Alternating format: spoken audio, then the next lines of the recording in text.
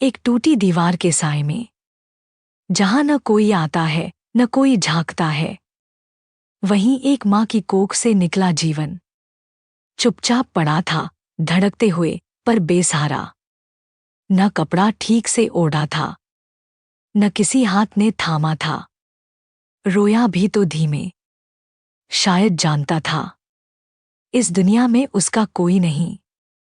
कोई सड़क नहीं, कोई शोर नहीं, बस सूखी जमीन, झाड़ियां और अकेलापन। और एक दूध की बोतल जिसमें थोड़ा सा दूध बचा था। भूख से तड़पते उस मासूम के पास प्रकृति ने अपनी दूध भेजी। एक साधारण सी बंदरिया, लेकिन दिल में असीम करुणा लिए। वह न जाने कैसे समझ गई कि इस बच्चे को दूध की जरूरत है। अपने कोमल हाथों से उसने बोतल उठाई और बच्चे के होठों तक ले आई। धीरे धीरे जब बच्चा दूध पीने लगा तो उसकी भूख शांत हुई। बंदरिया ने उसे अपनी बाहों में समेट लिया, मानो वह उसकी माँ हो। वह जानती थी अकेले वो इस नन्ही सी जान को बचा नहीं पाएगी। वह मंदिर की ओर दौड़ी।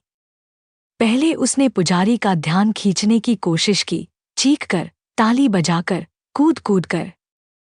लेकिन जब उसकी सुनवाई नहीं हुई तो वह चुप हो गई। अब उसकी आंखें सिर्फ हनुमान जी की मूर्ति पर टिक गईं। जैसे एक माँ अपनी आखिरी उम्मीद भगवान पर छोड़ देती है।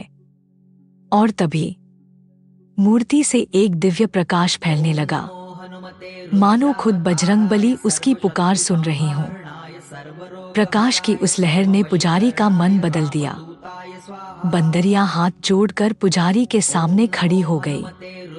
पुजारी ने बंदरिया को पहली बार ध्यान से देखा और उसके पीछे छुपी करुणा को समझा।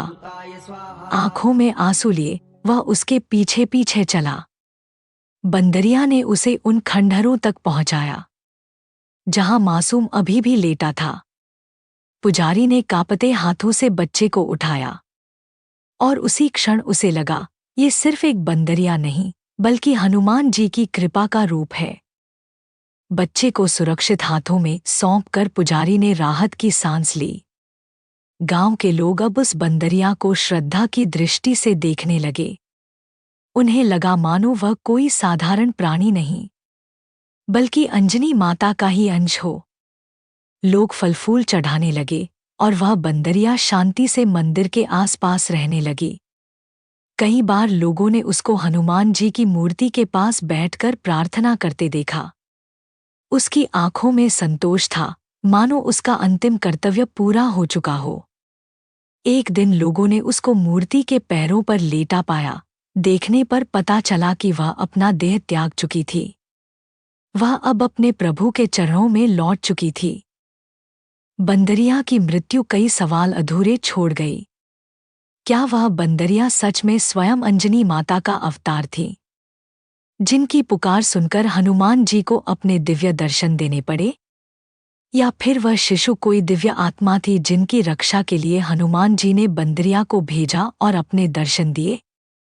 सत्य शायद कभी न जाना जा सके, पर इतना निश्चित है, जहां करुणा होती है वहीं भगवान का प्रकाश अवश्य उतरता है।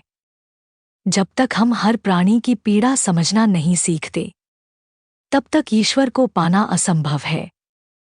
बंदरिया का सरल स्वभाव और करुणा ने उनको प्रभु के दर्शन करा दिए। क्या हम सब में भी ये भाव है? अपनी देह त्यागने से पहले इस पर अमल करना जरूरी है। इस बंदरिया के बारे में आपका क्या ख्याल है? कमेंट में जरूर लिखें। आशा करती हूँ कि आप सभी के जीवन में हनुमान जी की कृपा बनी रहे। अगर आपको हनुमान जी में दृढ़ विश्वास है तो उनका नाम लेकर लाइक जरूर करें।